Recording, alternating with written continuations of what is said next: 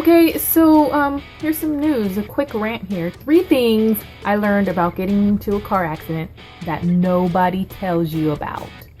Somebody crashed me on Monday, and I want to make very clear that somebody crashed me on Monday. And the peculiar way about how it looked when it was all said and done was it looked like it was my fault because I was behind him. I was driving up the road by my house, and then this work truck, like a lawn care truck, stopped, and then I stopped behind him. And it looked like he was going to make a left turn or whatever. I didn't know. He just stopped. I stopped. And there was no problem there until next thing you know, he rams his car into reverse. And within seconds, the only thing I can do is honk on my horn and pray that he hears me and stops. But no, he didn't hear me, and nor did he stop, and runs right into my grill. Yeah, the pictures are kind of crazy because like one of his lawnmowers right inside of my grill. So we were stopped on the road for about an hour and a half before the police came, and people were driving by looking at me like, you should have been paying attention, girl. And I was like, he crashed me. And I really couldn't sleep that night before, not because I was injured, it was because I was thinking, what could I have done? Could I have had better instincts and like put my car into reverse? No. Because you know why? There could have been a car behind me as well. He was in the wrong, and then he hops out the car and puts his hands on his head and apologizes. And I'm like, whatever, dude. And I wasn't angry, and I wasn't rude, and I hadn't really been in this situation before either, so I took a little moment and I looked up on my smartphone what to do, and it says get all of his information, get his phone number, I got the number down from the truck, the company, I got his insurance information. But you know what? He wasn't being proactive in that way at all. I asked him his name, he gave me his first name. So then I had to say, sir, your last name. And he knew I was inexperienced with this, but luckily I had my cell phone. I eventually got all his information. I even had to call the police, and then he came to my car and said, did you call the police? Because like I said, we waited an hour and a half. And I said yes, because he's like, I didn't call the police. Of course you didn't call the police because you were in the wrong. On top of that, the situation became even more miserable because I had to go pee. Remember, we were there for an hour and a half. Okay, so the policeman finally comes. I'm thinking, no problem. I'll just explain my situation. I actually was a little bit naive in that sense, because if you just look at it from the surface, it looks like it's my fault. Okay, so the policeman, we pulled to the side of the road, and he gets my account, and was a little bit surprised, and not really surprised, but like, I don't think he expected to hear that it wasn't my fault. Well, we had about an hour and a half to wait. We go through the process. I'm thinking, no problem, no sweat. The guy was we weren't confrontational with each other. And I think he probably was more expecting it from me. But as time passed by, he came up with a new story. And I was outraged. I was outdone. I could not believe that he was just lying like that.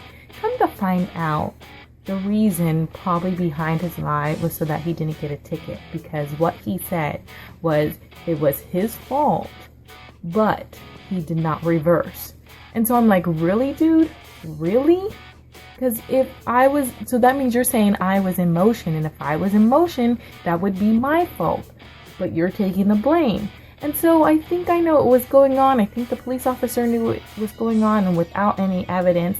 And so what the police officer said that he would do was he would write the police report saying the other guy was at fault, but he did not issue him a ticket. So in retrospect, it seems that the other driver was just trying to avoid the ticket and still take the blame. But having another conversation with his employer, his story changed even more.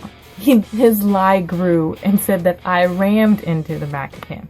And suddenly I felt helpless and was bashing myself on the head for being so naive. Well, in the effort of paying it forward, no one else tells you that I am. First thing is to recognize that despite how kind you are, what a sweetheart you are, what kind of manners your mother raised you, they are now your enemy. And I know you're like me, you don't want to walk through life with enemies, but now that you guys have had a collision with your thousands of dollars worth of property, they are now your enemy.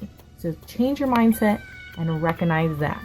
I'm not telling you to be rude. You should definitely be cordial, but be on the defense. After the collision, after you establish that you're safe, no one's injured, no one's bleeding, thank God for that. Before you hop out the car and start snapping photos and taking video, turn on the voice recorder in your smartphone and don't let them know you're recording, and go and record their account.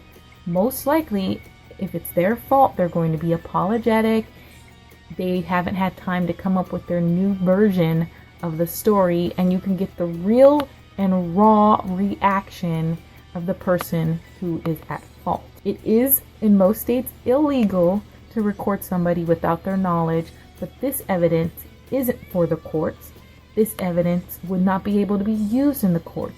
The only priority that you have at that time is to convince the officer that it was not your fault, that they were in the wrong. Now, this, of course, applies to accidents when somebody else is at fault. And you can say, officer, I know this evidence cannot be used in court, but I just want you to hear what they told me immediately after the accident. And then, gotcha, you little sucker, you little lying, skeeving little stinker. And the third thing that you should do immediately after a collision is to log down your account, because you might suffer from revisionist history syndrome as well. Log down your account and then proceed to take the photos and take a lot of videos, especially if it is not your fault. And then log down all of their information, exchange insurances and whatnot. All of that part can be done at the last minute. It can be done when the police officer comes. It can even be done after the police officer ends. The part that is going to protect you the most, especially if it's not your fault, is to get their raw, unfiltered reaction. Because you know what? Those little bastards, they'll lie every time.